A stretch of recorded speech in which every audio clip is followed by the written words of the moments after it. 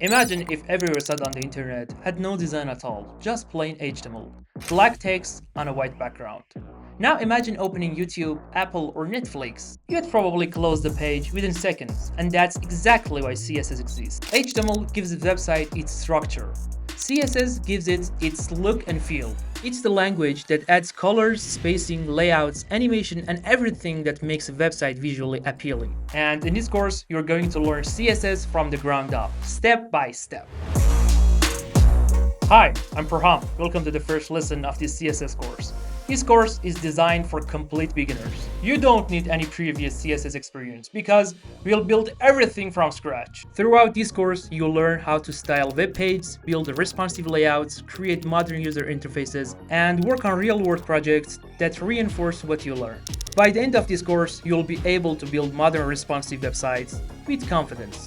I upload new lessons every week, so you don't want to miss the next one. Make sure to subscribe. Before we dive into CSS, let's quickly recap where we left off. In the HTML course, we learned how websites are structured, set up our development tools, and built a solid foundation with HTML. If you haven't watched those lessons yet, I highly recommend starting there first because CSS builds on everything you learn in HTML. In this lesson, you will learn the 3 different ways to add CSS to a web page, when to use each one, and you'll write your very first CSS rules. Alright, let's get started. To get started, I create a new folder called HTML and CSS. Let's clean things up a bit. Now I create a new HTML file and use the exclamation mark shortcut to generate the basic HTML structure. Let's update the title. CSS tutorial part 1. Next, run the live server and let me fix this panel.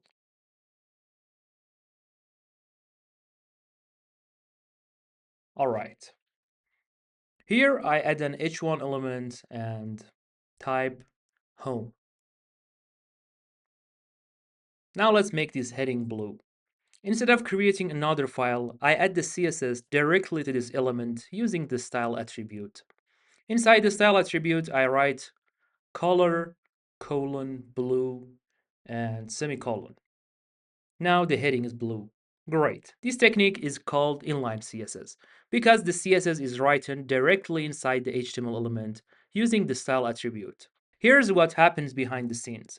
When the browser reads this HTML element, it also reads the value inside the style attribute. Then it immediately applies those styles only to this specific element. Now let's duplicate this heading. Notice something. Only the first heading is blue, the second one stays black. If I want 10 headings to be blue, I have to repeat the same style 10 different times. And if I ever want to change the color, I have to edit every single one. That quickly becomes difficult to maintain. There has to be a better way. Instead of putting CSS inside every element, let's move all of our styles into one place. HTML already gives us a place for that. Inside the head element, add a style tag. Now let's write our first CSS rule. First, I select the element I want to style. In this case, it's the h1 element. Next, I add a pair of curly braces. Inside the braces, I write a property. In this case, the property is color. Then I add a colon followed by a value. In this case, blue. And finally, I end the declaration with a semicolon. Alright, every h1 is now blue automatically. Much better. This is called internal CSS because the CSS is written inside the HTML document, but inside the style element instead of directly on individual elements. Now let's create another HTML page. Let's call it about.html. For example, I use the same basic structure.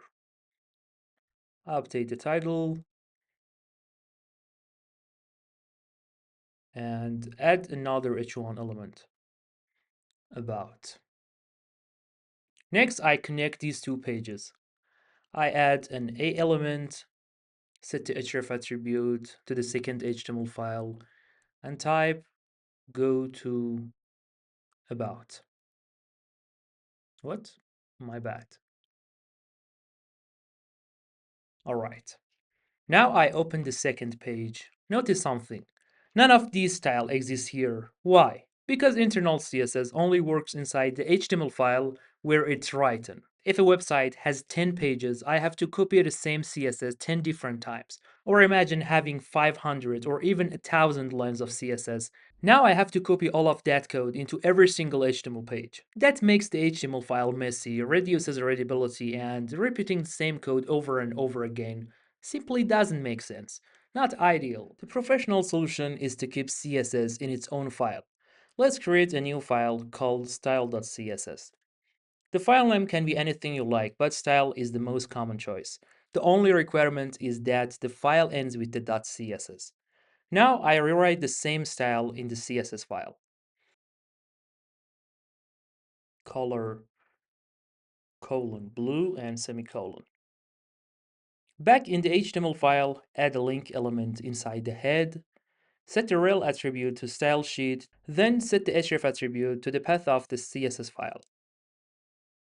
Everything still works exactly the same. This is called external CSS because the CSS lives in a completely separate file. Let's add the link to about.html too. Now imagine a website with 20 pages, 100 pages, or even thousands of pages. Instead of editing every HTML file, I edit only one CSS file.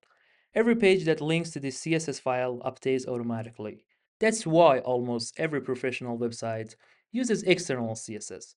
Now let's understand what we actually wrote. Take a look at this rule. This entire block is called a CSS rule. The first part, H1, is called the selector. It tells CSS which elements to target. Inside the curly braces, we write one or more declarations. Each declaration has two parts, a property and a value, and every declaration ends with the semicolon. Later in this course, we'll add multiple declarations to the same rule. One selector, multiple properties, all describing how the element should look. Don't worry if everything doesn't make perfect sense yet. By the end of this course, all of these will become completely natural. One very common beginner mistake is forgetting the semicolon. Another common mistake is writing a property outside the curly braces. Sometimes CSS doesn't work because of a tiny syntax error like this. So whenever something doesn't look right, always check your syntax first. Now you know the three different ways to add CSS to a web page. Inline CSS is useful when you want to quickly style a single element. Internal CSS works well for small projects or single page websites. But for real world website, we usually use external CSS because it keeps our styles organized and reusable. One more thing, if the same elements is styled in multiple ways, in general, inline CSS has the highest priority, then internal CSS, and finally external CSS. So if all three apply different styles to a same element, the inline CSS wins. So be careful when mixing these methods. In a large project, you might style an element with inline CSS and later try to change it in your external CSS. No matter how many times you update the external CSS, nothing changes because the inline CSS overrides it. That can be really confusing. You also know the basic structure of every CSS rule. From this point on, we use external CSS for almost the entire course, because that's how professional websites are built. In the next lesson, we'll learn CSS selectors and start making our web page look like a real website. I hope you found this tutorial helpful. Thanks for watching, and I'll see you in the next one.